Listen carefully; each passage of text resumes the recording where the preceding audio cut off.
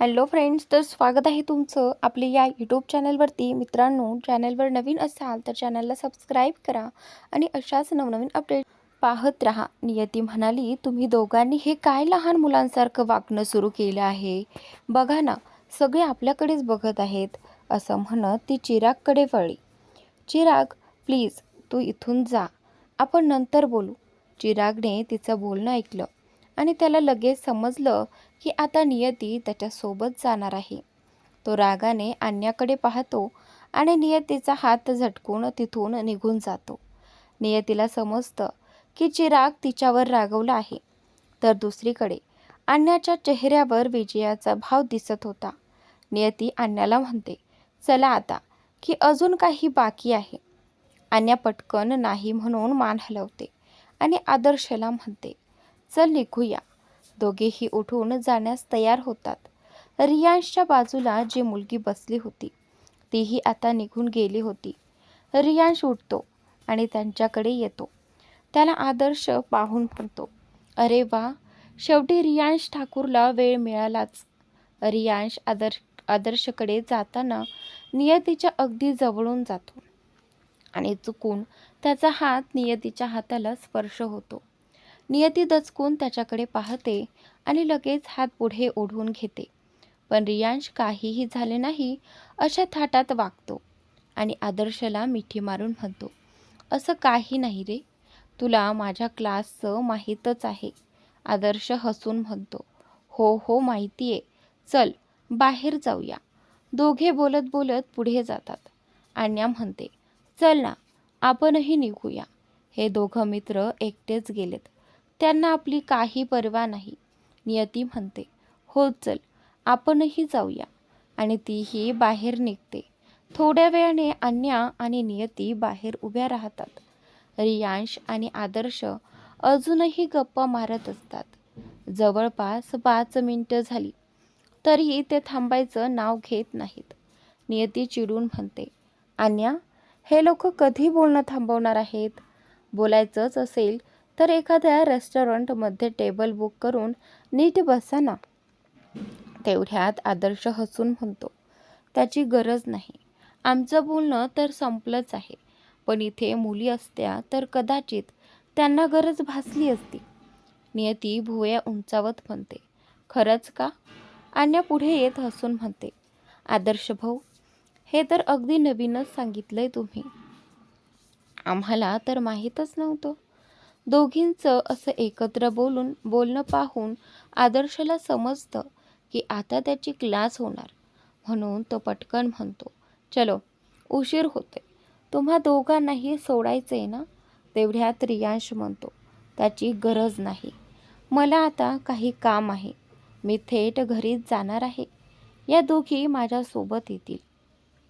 असं म्हणत तो गाडीच्या दिशेने निघतो. आदर्श त्यांना बाय करून म्हणतो, उद्या पार्टीला येणं विसरू नका, आणि तोही निघून जातो. अन्या आणि नियती रियांशच्या कारकडे जातात. नियती मागे बसण्यासाठी दरवाजा उघडते तेव्हा अन्या म्हणते, नियती, तू पुढे बस, मी मागे बसेन. नियती तिला थांबवत म्हणते, तुला माहीतच आहे ना, तुझ्या भावाशी माझं पटत नाही, तरी तू मला त्याच्या शेजारी बसायला सांगतेस. अन्या हसत म्हणते, हो माहीत आहे, म्हणूनच तर मला वाटतं की तुमचं दोघांचं नीट जमावं. असं म्हणून ती आत बसते. नियती चिडून म्हणते, मी सुद्धा पुढे बसणार नाही, आणि तीही अन्याच्या शेजारी मागे बसते. रियांश दोघींना मागे बसलेलं पाहून म्हणतो, ओ हॅलो, मी काही ड्रायव्हर नाही बरं का, की तुम्ही दोघी आरामात मागे बसाल आणि मी एकटाच पुढे ड्रायव्हिंग करीन. पुढे या, समजलं? अन्या लगेच म्हणते, भाऊ, तुमच्या शेजारी बसणं मला अजिबात बरं वाटत नाही, त्यामुळे मी पुढे बसणार नाही. त्यामुळे रियांशही थोडं हसत म्हणतो, अगं, तुला कोण म्हणाला आहे पुढे बसायला, समजली? मग रियांश नियतीला म्हणतो, नियती, तू पुढे ये ना. रियांशचं इतकं गोड बोलणं ऐकून नियती थोडी गोंधळते. तिच्या लक्षातच येत नाही की ती नकार कसा देणार. तेव्हाच रियांश पुन्हा म्हणतो, ऐकू येतंय ना, तुला मी काय म्हणतोय? प्लीज पुढे ये. नियती काही न बोलता शांतपणे उतरते आणि पुढे जाऊन बसते.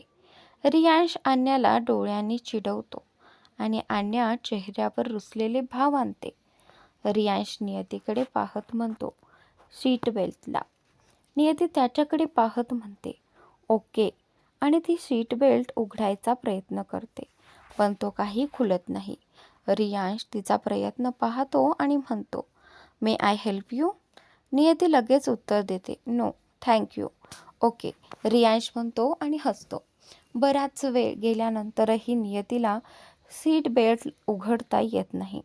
थकून ती सीटवर टेकते आणि त्रस्तपणे म्हणते, काय निकामी गाडी आहे ही.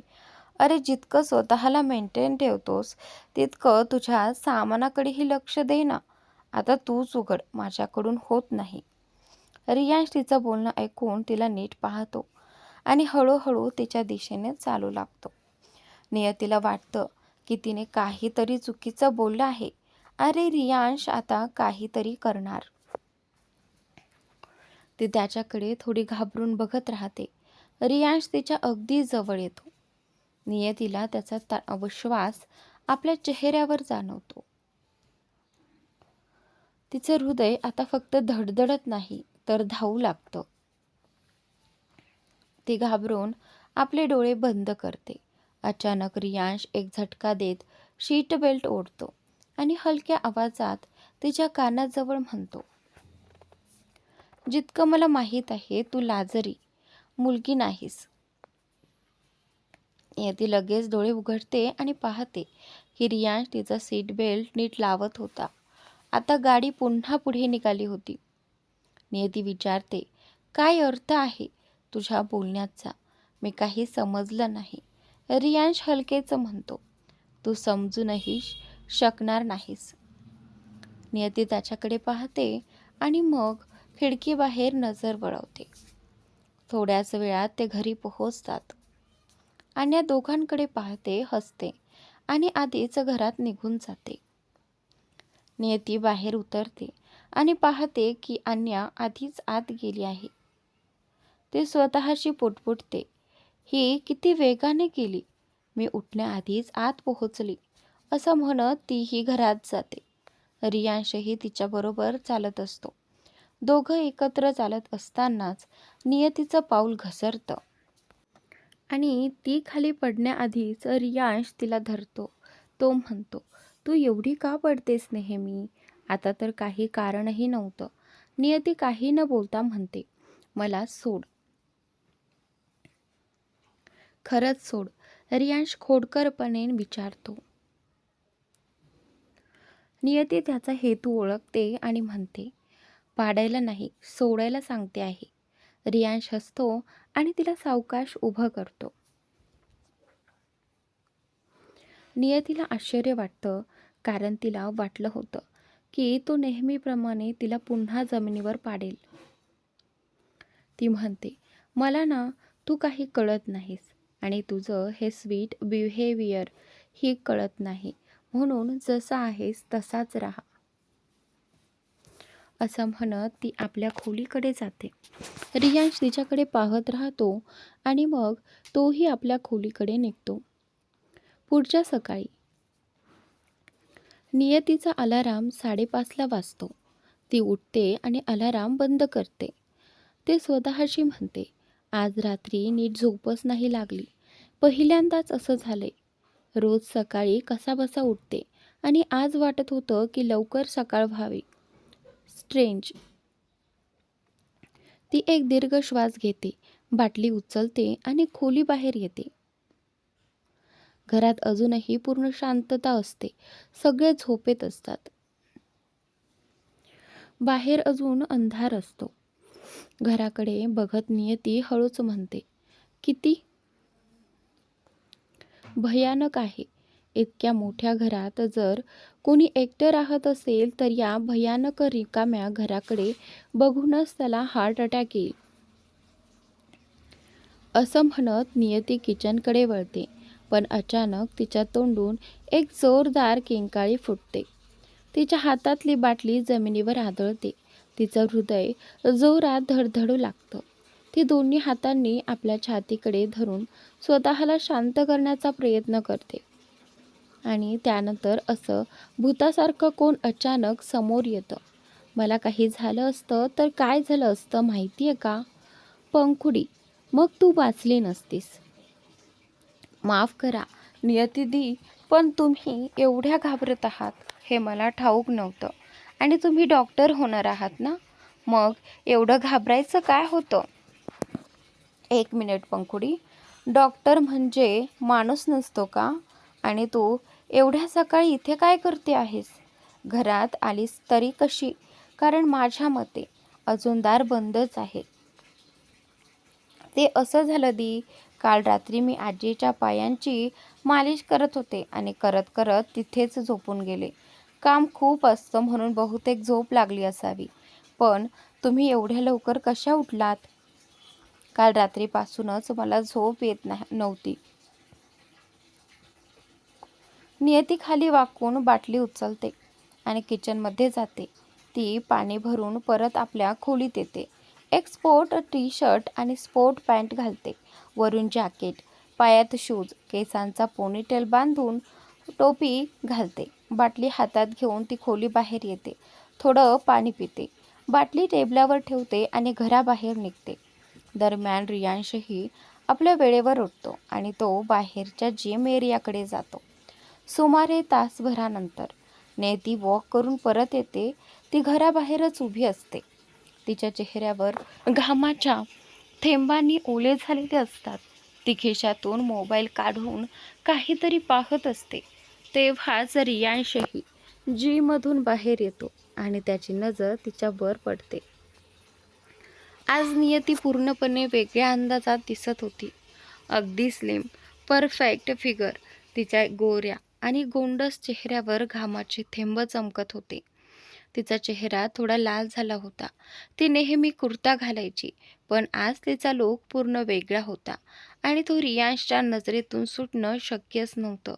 तो हळूहळू तिच्या दिशेने चालत होता. नियती मोबाईलमध्ये गुंतलेली असते तेव्हा तिच्या कानाशी एक आवाज येतो. हीच आहे तुमच्या फिटनेसचं रहस्य, मिस नियती झा. ती दचकून मागे वळते.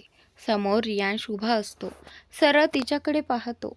नियती त्याच्याकडे रागाने बघत म्हणते, बोलायचं असेल तर थोडं लांबून बोलावं.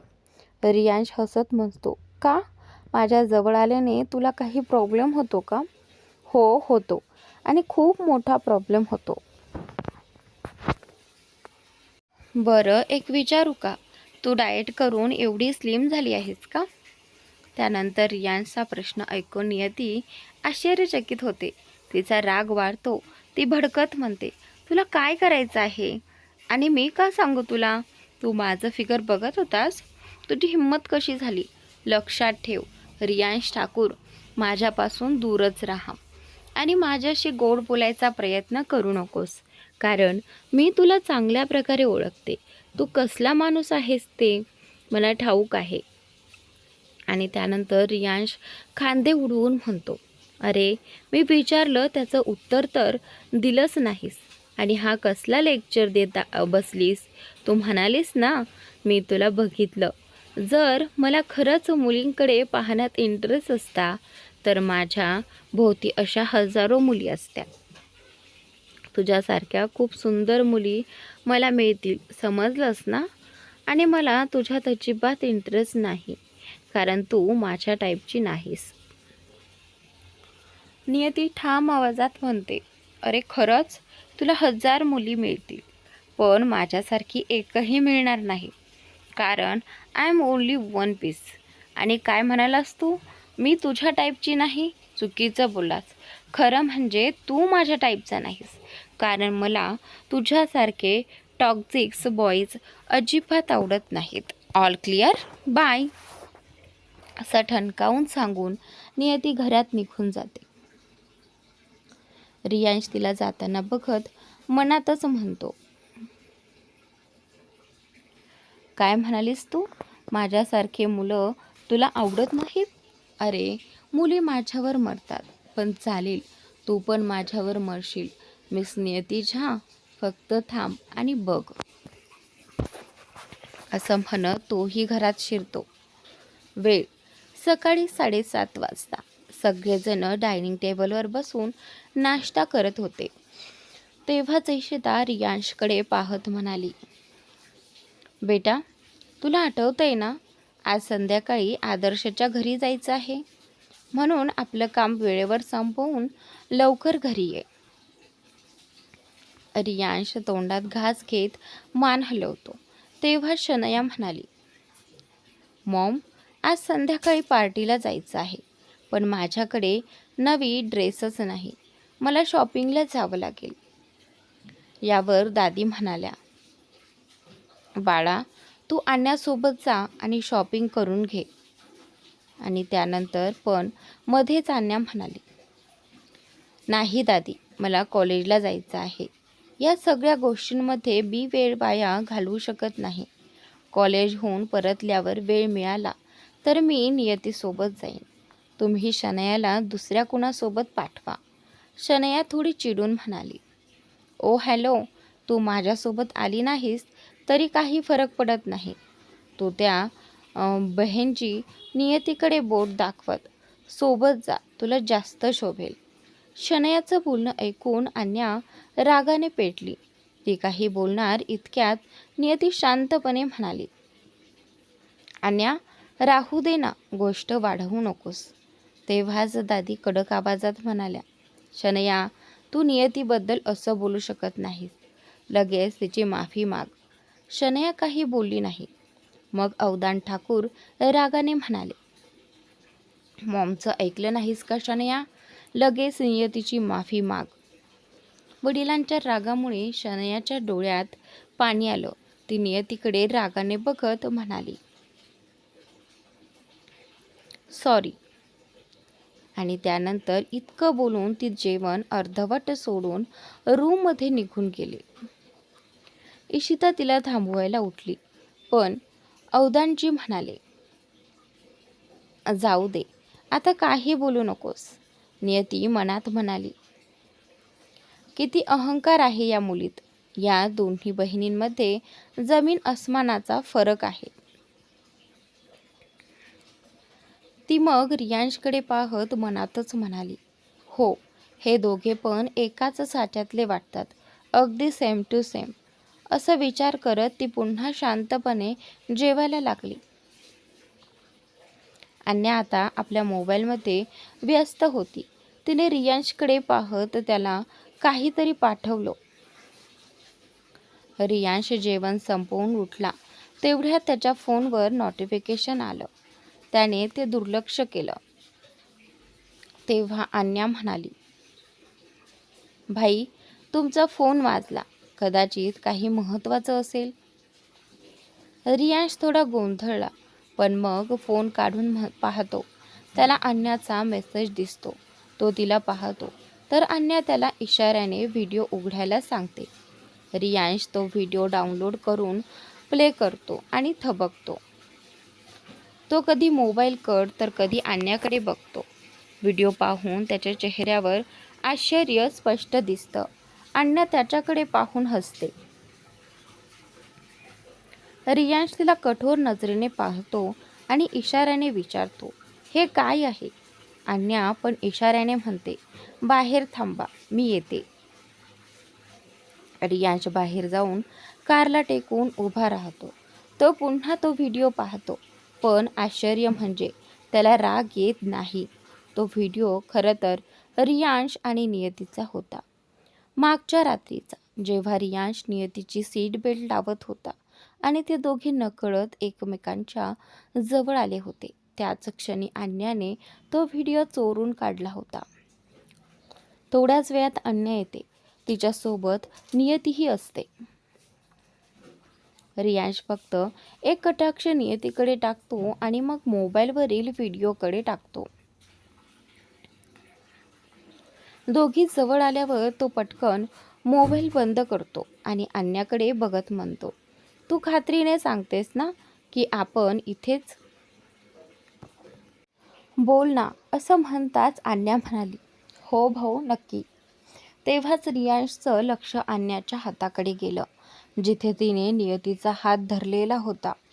ते पाहून रियांशला लक्षात आलं की नियती तिथे जबरदस्ती उभी आहे. तो तिला पाहून हलकंसं स्मित करतो, पण नियती मात्र त्याच्याकडे बघतच नाही. ती तर अशा प्रकारे नाणी मोजत होती, जणू रियांश तिच्यासाठी काहीच नाही.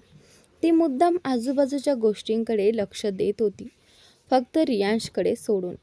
रियांश आण्याकडे पाहत म्हणाला, आपलं तोंड बंद ठेवण्यासाठी किती घेशील? असं म्हणताच नियतीचं लक्ष त्याच्याकडे गेलं आणि ती आश्चर्याने त्याच्याकडे बघू लागली. अन्या लगेच म्हणाली, म्हणजे तुम्ही तुमच्या बहिणीला लाच द्याल? रियांश हसत म्हणाला, काय करू, बहीणच अशी आहे. अन्या पुन्हा म्हणाली, बरं, पण माझं तोंड बंद ठेवायचं असेल तर काय द्याल? तू जे म्हणशील ते देईन, पण तो व्हिडिओ कोणालाही दाखवू नकोस. हे ऐकून नियती म्हणाली, कसा माणूस आहेस तू? स्वतःच्या बहिणीला लाच देतोयस, तेही फक्त तुझं वागणं कुणाला समजू नये म्हणून. रियांश तिचं बोलणं थांबवत म्हणाला, तू काही जाणत नाहीस म्हणून प्लीज शांत राहा. तू काहीही बोलतेस ते मला आवडत नाही. तुला आवडो वा न आवडो, मी बोलणं थांबवणार नाही. आणि काही माहीत नाही असं म्हणू नकोस. तू जे बोललास ना, त्यावरून मला खूप काही समजलं आहे. म्हणून असं बिलकुल म्हणू नको की मला काहीच माहिती नाही. नियती एवढं बोलली आणि रियांश पुढे येऊन तिचं तोंड बंद करतो. आपल्या हातांनी तिचे ओठ झाकून तिला गप्प करतो. नियती आश्चर्याने मोठ्या डोळ्यांनी त्याच्याकडे बघत राहते. थोडं कमी बोल, इतकं बोलू नकोस की समोरचा माणूस त्रासून जाईल. आता तू काही न बोलता जास्त चांगली दिसतेस. तेव्हाच अन्या घाईने म्हणाली, भाऊ, नियतीला सोडा ना. पुन्हा सुरू झाला तुम्ही दोघे. रियांश तिचा हात सोडतो. नियती त्याच्याकडे इतक्या रागाने पाहत होती की जणू नजरेनंच त्याला खाऊ शकेल. अन्या म्हणाली, भाऊ, मी कुणालाही काही सांगणार नाही, पण त्यासाठी तुम्ही आज कॉलेज संपल्यावर आम्हाला शॉपिंगला घेऊन जायचं. उद्या कुठेतरी फिरायला, मग तिथून परतल्यावर 7 स्टार हॉटेलमध्ये डिनर आणि संध्याकाळी एखाद्या छान क्लबमध्ये. बस. रियांश त्रासून म्हणाला, मी इतका फावला नाही की अशा फालतू गोष्टींना वेळ देईन. अन्या हसून म्हणाली, म्हणजे तुम्हाला या गोष्टी फालतू वाटतात? ठीक आहे, मग मी तो व्हिडिओ सगळ्यांना दाखवते. ती निघू लागली. तितक्यात रियांश म्हणाला, ठीक आहे, तू जे म्हणालीस ते होईल. माझा असिस्टंट तुला फिरवेल. नको भाऊ, अन्या पटकन म्हणाली, तुम्हीच आम्हाला घेऊन जा. रियांश थोडा थांबून म्हणाला, फाईन, मीच घेऊन जाईन. हे ऐकताच अन्याच्या चेहऱ्यावर एक खट्याळ स्मित उमटलं. ती आनंदाने रियांशच्या गळ्यात पडत म्हणाली, भाऊ, यू आर ग्रेट. रियांश हसून म्हणाला, आणि तू माझ्यासाठी ग्रेट बुच्चड आहेस. सेम टू यू भाऊ. अन्या म्हणाली, ठीक आहे, आता मी निघते, कॉलेजला उशीर होईल. असं म्हणत ती नियतीचा हात धरते आणि दोघी गाडीत बसून निघून जातात. रियांश एक दीर्घ श्वास घेतो, केसांवरून हात फिरवतो आणि स्वतःही ऑफिसला निघतो. गाडीत बसल्यावर नियती अन्याला विचारते, हे सगळं काय होतं? कोणत्या व्हिडिओबद्दल बोलत होतात तुम्ही? आणि हा फिरायला जाण्याचा प्रकार काय आहे? अन्या म्हणाली, नियती, खरं सांगू, मला फिरायला जायचं असतं तर मी बाबांबरोबरही जाऊ शकले असते. पण शेखर अंकलनी मला सांगितलं होतं की काहीही करून रियांश भाऊला बाहेर घेऊन जा, कारण ते ऑफिसच्या कामात पूर्ण गुंतलेले असतात. मोठ्या भावाच्या जाण्यानंतर ते पूर्णपणे एकटे झाले आहेत आणि जरा वेगळेच वागतात. योगायोगाने माझ्याकडून त्यांचा एक व्हिडिओ शूट झाला होता आणि तो मी व्यवस्थित एडिट करून ठेवला आहे. नियती विचारते, कोणता व्हिडिओ? अन्या थोडी थांबते, मग हळू आवाजात म्हणते, खालचा व्हिडिओ. जेव्हा रियांश भाऊ आणि तू, आणि त्यावेळी ती तेवढंच बोलते आणि थांबते, कारण तिला ठाऊक होतं उरलेलं सांगितलं तर नियती तिचं वाटोळं करेल. हो, बोल ना पूर्ण, नियती म्हणते, पण अन्याविषय बदलत म्हणते. अगं सोड ना नियती, पाहिलंच का, क्लास सुरू होणार आहे, चल आज जाऊया, असं म्हणून अन्या क्लासकडे निघते. नियती मात्र तिच्याकडे बघत पुटपुटते. नक्कीच काहीतरी माझ्यापासून लपवायचा प्रयत्न करते अन्या. त्यानंतर घड्याळात 3 वाजतात. कॉलेज सुटल्यानंतर अन्या आणि नियती बाहेर येतात. दोघी आपापसात बोलत असतात तेव्हाच नियतीचं लक्ष समोर काहीतरी वेगळ्याकडे जातं. तिथे एक सुंदर हँडसम मुलगा उभा होता. नियती आणि रियांश यांनी तिथे पाहिलं. नियती विचार करत होती, तो इथे काय करतोय.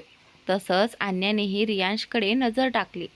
अन्या नियतीशी म्हणाली, वा नियती, असं वाटतं खरंच तो एखादा राजकुमारप्रमाणे आहे. आज शॉपिंगमध्येच मज्जा येईल. नियती म्हणाली, नाही. अन्या म्हणाली, काय अर्थ आहे तुझा, तू माझ्याबरोबर नाही जाशील का. नियती शांतपणे उत्तरली, होय नाही, तू जा आणि आपल्या भावाची काळजी घे, आनंद कर, कारण जर मी तुझ्या भावाबरोबर गेली तर माझ्यावर खोटं वागलं जाईल. अन्या थोडी चिंतून म्हणाली, नाही रे, तू नकोस तर मीच एकटी जाईन. तुला नको असलं तरीही मी नक्की जाऊन येईन. थोड्या वेळासाठी मी भावाला बोलन, परवानगी घेऊन येते. नियतीने हे ऐकून तिला रोखताना म्हटली, अन्या, तू हे काय करतेस.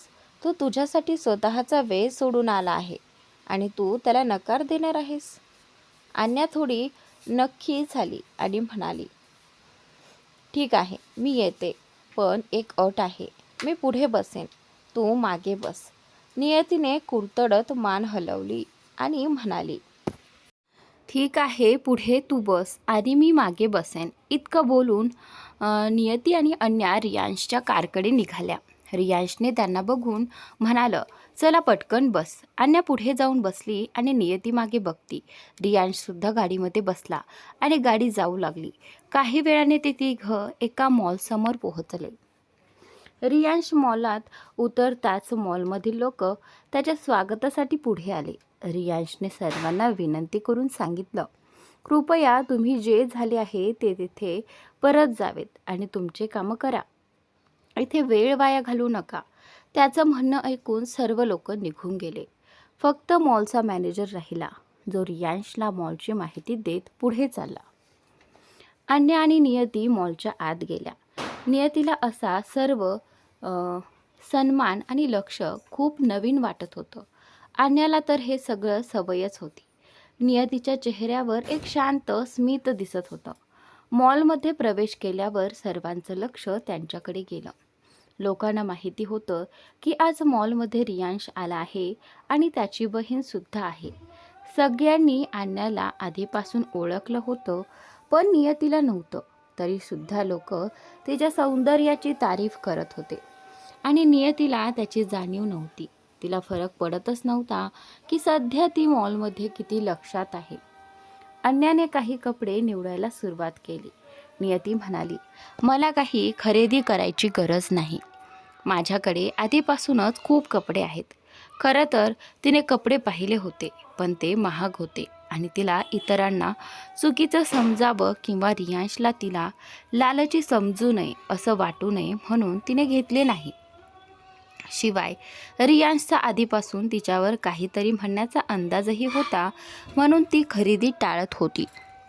अन्या सतत प्रयत्न करीत होती की नियती काहीतरी घेऊन जावी, पण नियती निर्धाराने नाकारत होती. अन्या निराश झाली. तिला नको वाटत होतं की नियती काहीही न घेता परत जावी.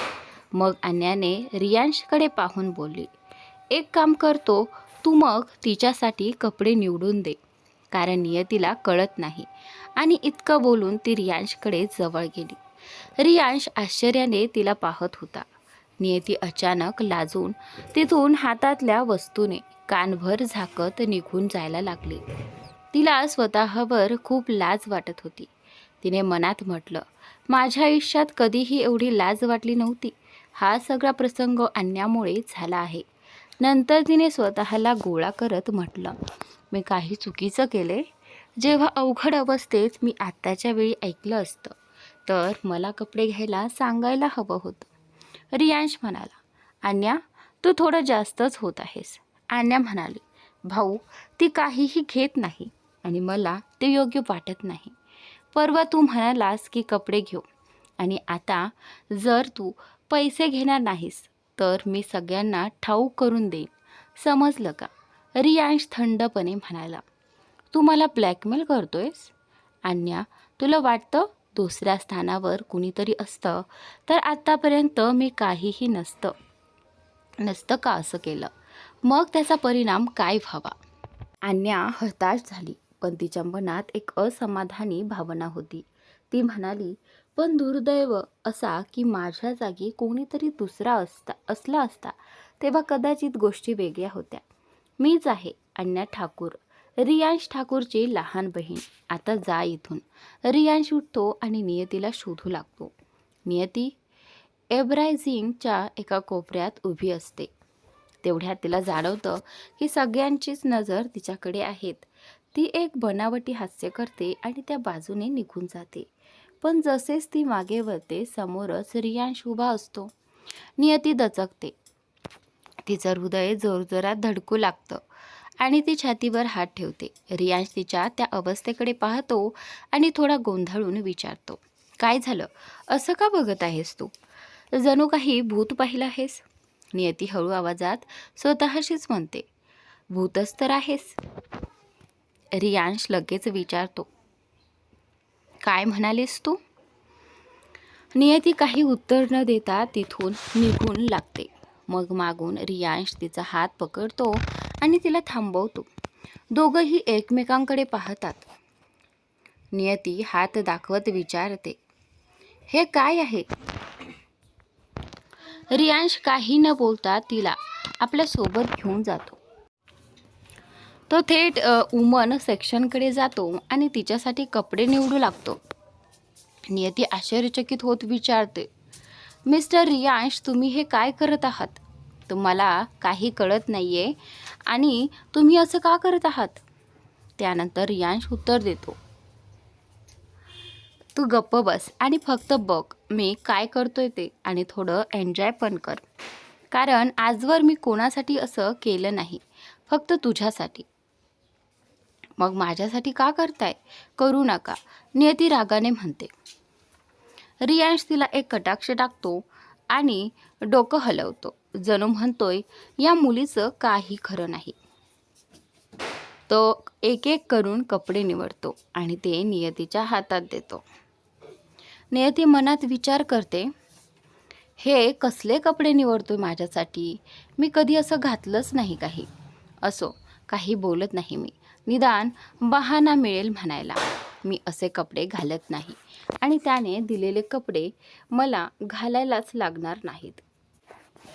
असं विचार करत ती शांतपणे कपडे हातात घेत राहते. काही वेळात रियांशने तिच्या हातात बरेच कपडे ठेवलेले असतात. कपडे निवडून झाल्यावर तो तिला अन्याजवळ घेऊन जातो आणि विचारतो, नाऊ यू हॅपी? आता ठीक? अन्या आनंदाने मान हलवते. तिने कपडे नीट पाहिलेही नव्हते. तेवढ्यात रियांश एका कर्मचाऱ्याला इशारा करतो. तो कपडे पॅक करून घेऊन जातो. नियती मनात विचार करते, आता याचं पेमेंट कोण करणार? कपडे तर तो माणूस घेऊनच गेला. ती अन्याला जवळ बोलावून विचारते, पेमेंट कोण करणार? त्यानंतर इकडे अन्या हसत म्हणते, आपल्याला काही पेमेंट करायची गरज नाही मिस नियती, हा आपलाच मॉल आहे. नियती आश्चर्याने तिच्याकडे पाहते आणि मनात म्हणते, वा, स्वतःचा मॉल, किती भारी आहे हे. काश माझाही असा एक मॉल असता. ती अजून विचार करत असतानाच तिची नजर एका 40-45 वर्षांच्या माणसावर जाते, जो शॉपिंगसाठी आलेला असतो.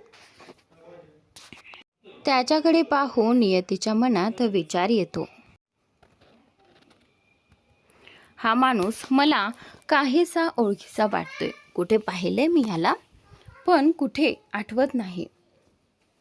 तेवढ्यात तो माणूसही नियतीला पाहतो आणि लगेच तिथून निघून जाण्याचा प्रयत्न करतो. नियतीला शंका येते आणि ती त्याच्या मागे धावते. आवाज देत म्हणते, ऐका, मी तुम्हाला कुठेतरी पाहिलंय. तुम्ही माझ्यापासून पळत का आहात? ती त्याच्याजवळ पोहोचते आणि जसेच त्याचा चेहरा दिसतो, नियती दचकीने थबकते आणि आश्चर्याने म्हणते, हाच तो माणूस आहे. नियतीने आश्चर्याने स्वतःशीच म्हटलं, हाच तो जो त्या दिवशी प्रियाला ट्रक खाली चिरडून टाकण्याचा प्रयत्न करत होता. मला त्या दिवशी समजलं होतं तो अपघात नव्हता, ती तर एक आखलेली साजिश होती. हे आठवताच नियती त्याच्या मागे धावत सुटली. ती मॉलच्या बाहेर निघाली.